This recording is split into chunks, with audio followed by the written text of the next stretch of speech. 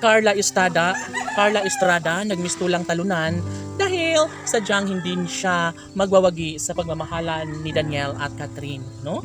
Tama, at sadyang dapat na hahayaan na lang ni Ma'am si Carla Estrada ang lahat ng ito sapagkat at yun nga ang nakalap nating informasyon na sadyang si Carla Estrada ay hindi matatanggap ang katotohanan na sadyang wala ng pag-asa na mangyayari na magbalikan si Catherine Bernardo at Daniel Padilla. Mas ibibigay pa rin ang katotohanan na dapat ay ibahagi ni Catherine na sadyang si Daniel lamang ang kanyang one and only love na gusto niyang makasama sa habang buhay. Para mas matuwa at magiging kampante naman si Ma'am si Carla Estrada. Siyempre, isang pagkakataon ang hinahanap ng taong bayan. Isang pagkakataon na dapat ay magkaroon ng malaking solusyon para maibahagi na ni Ma'am si Carla Estrada sa taong bayan na mayroon pa palang natitirang pag-asa para tuluyang magbalikan si Daniel at Catherine. And of course, sabi nga ng mga netizens na sadyang talunan na nga itong si Ma'am si Carla Estrada at hindi na niya talaga matanggap ang mga pangyayari sa relasyon ni Catherine at Daniel. Nariyan na sa buhay ni Daniel Padilla si Andrea Brillantes na posible nga na sila na nga ang magkakatuluyan at magsasama sa habang buhay.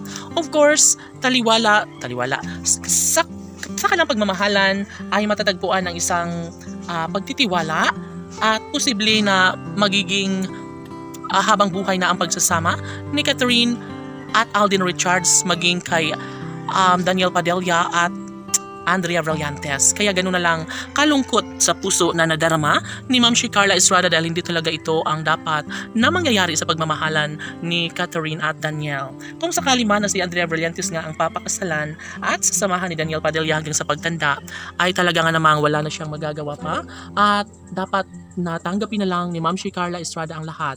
Sa isang iglap ay nagiging dilubyo ang isang pagmamahalang nagpapakilig sa taong bayan. Ang relasyon ni Catherine at Daniel na hindi pinaniniwalaan ng lahat na darating sila sa puntong paghihiwalayan. Tanong ng mga netizens, may puruhan nga kaya na maghahari pa rin ang relasyon ni Catherine at Daniel na sadyang kagustuhan rin ni Ma'am si Carla Estrada?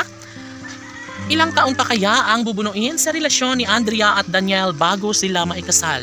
Magiging maligaya kaya si Ma'am si Carla Estrada?